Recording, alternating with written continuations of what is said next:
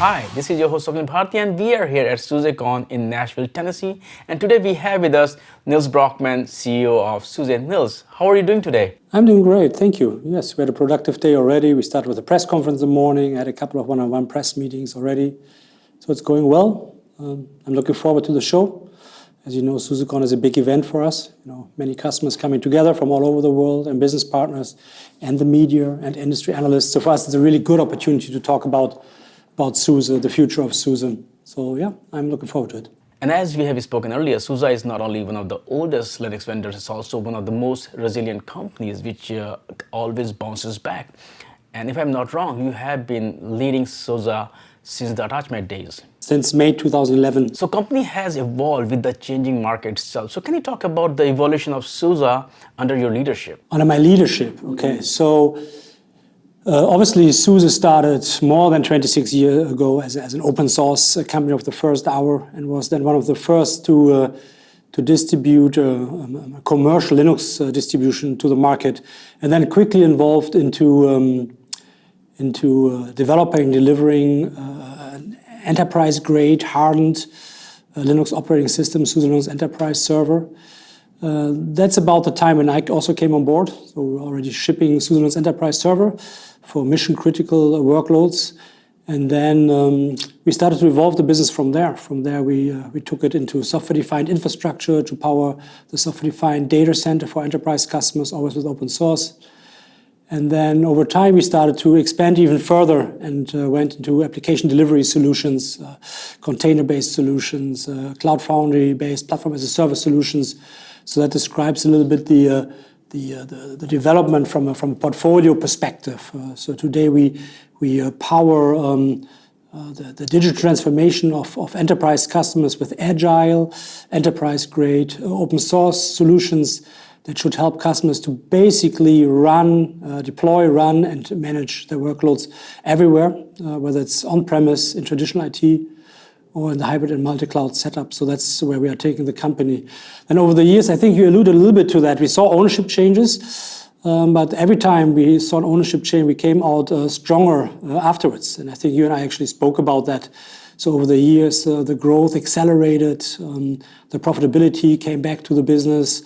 So not only that we were expanding our portfolio, but also from a growth perspective, we started to grow, are profitable. And today we just surpassed the $400 million annual revenue mark. So just to give a little bit of size, a feeling for the size of the business, we now have 1,750 employees around the globe, which is quite an increase over the past couple of years. We just added 300 people during the last 12 months, if you can imagine. Most of that went to engineering, but also some to sales, to find our customers and service them better. And maybe just for the record, SUSE is a global company that serves the markets with a very international team. We are deployed in 34 countries, and our employees have 75 nationalities. So global business with a very international team. So that's how we evolved over the years. How are things different now under EQT versus the way they were under Micro Focus? Because, as you said earlier, that even under Micro Focus, SUSE had its own independence. But how are things different now? Can you talk about that a bit? So what happened is a little bit tied to what you asked earlier on. During those years, we started to step by step increase the level of independence for the SUSE business. Again, under the former owner, we were a semi-independent business, as you know.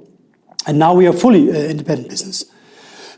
Which basically means that we are fully responsible and accountable for all of the different functions, the business functions that are required to grow and develop the business effectively. So that's a change. And also, EQT is a private owner, but they don't really manage businesses operationally, right? It's not like a software vendor like our previous owner was. So they're a growth investor.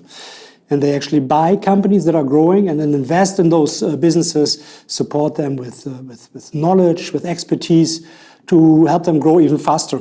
So probably one of the things that are changing is that we're holding on to our growth charter like we did in the past, but in the future we will not just pursue the growth charter with organic activities, investing to the business, but we'll also add a set of inorganic strategies to advance the business faster, which means we look for strategic acquisition targets to buy talent, capabilities, maybe market position in certain areas of the portfolio. So that's something that will change under the new ownership quite dramatically. Last year, you acquired OpenAttic and some assets of HPE. Going forward, what kind of emerging technologies you will be interested in acquiring for non-organic growth of SUSE? So if you think about the portfolio first, to reiterate, right? So there's enterprise Linux, and that continues to be a very important and still growing element of our product portfolio. So when we will continue to invest organically in innovating Linux and growing our Linux business with our enterprise customers. However, that's not really the market where we look to acquire businesses. And then there's this other area, everything that is software-defined, OpenStack, software-defined storage. So we continue to hold on to those products, invest and develop and grow the business, but again, not one of those areas where we want to acquire. However, more in this area of application delivery, container as a service, tools, orchestration and management tools that sit over and above Kubernetes.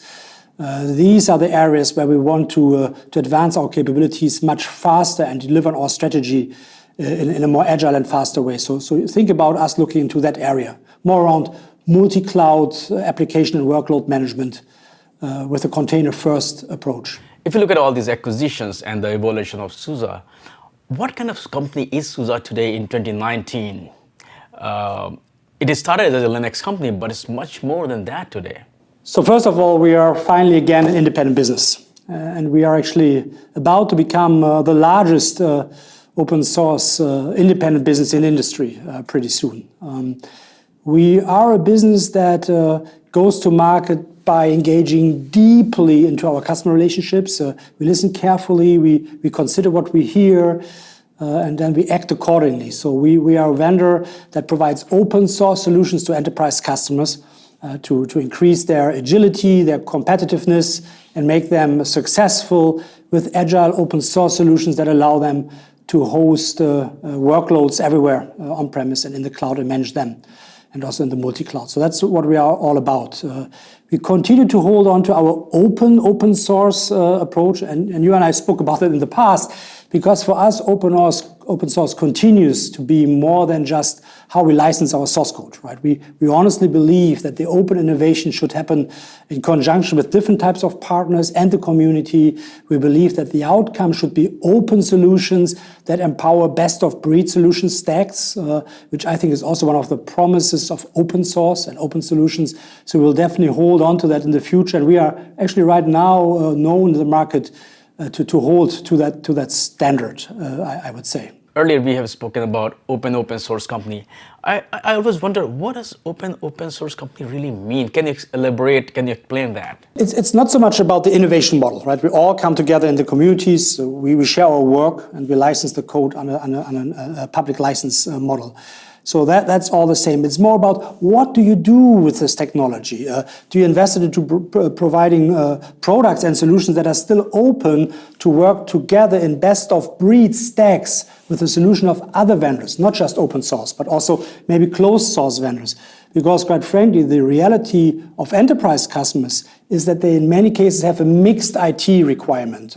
They have new systems, they go to the cloud, they do software as a service, they want to do multi-cloud deployments, but they also have legacy software, they utilize open source, they utilize closed source products, and they need vendors that are willing to invest into this best-of-breed solution stacks and support them with that requirements. And that is for us open. So don't lock them in. Don't lock them into your own stack. Whether it's open source or not, doesn't really matter. Open solutions is the message.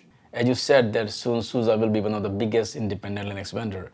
Well, the fact is that in 2018, IBM acquired Red Hat, which actually makes SUSE one of the biggest Linux vendors.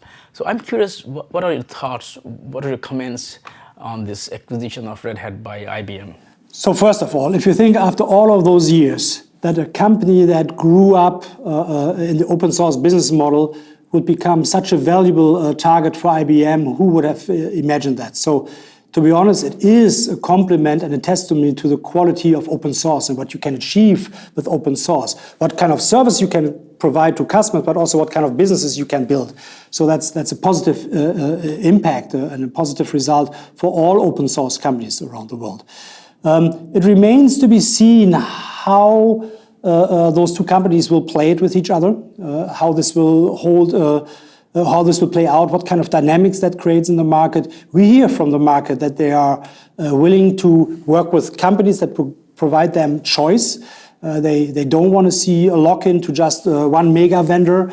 So there is, for us, I think, a lot of opportunity coming our way to be this independent, trusted advisor around open source technology in the enterprise customer that gives them that flexibility, those customers, but also independent software vendors, independent hardware vendors, cloud service providers that want to have this choice in the market, that want to work with alternative solutions.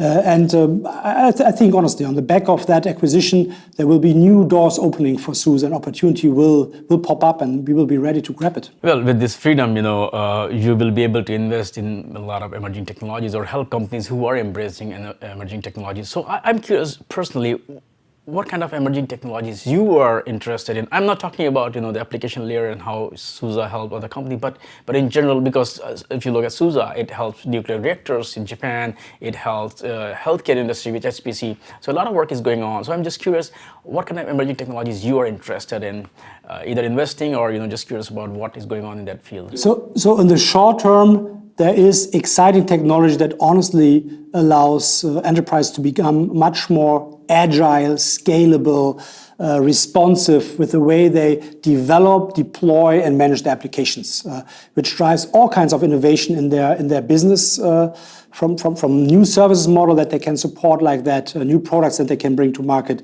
And there's quite a set of emerging open source technologies that enterprise customers want to use for that. It's usually container-first technologies, but it's about those orchestration capabilities that sit on top of Kubernetes. It's also about managing those clusters, multiple clusters across different environments, and we find that exciting. We know there's open source technology out there that needs to be hardened and be enterprise-ready, needs to be advanced, and we want to do that. Now, a little bit further out, it's not just a dream, but it's still a little bit further out, is the massive utilization of machine learning, artificial intelligence across broader sets of the industry, not just the early innovators. And that is very exciting in the future as well, because it allows you to do different things with data in a more automated way, taking conclusions out of the data faster in a more automated fashion, using all kinds of algorithms to get something out of the data. That is exciting, and we honestly believe that also their open source will be the foundation underneath, and that's certainly something that we want to look for in the future.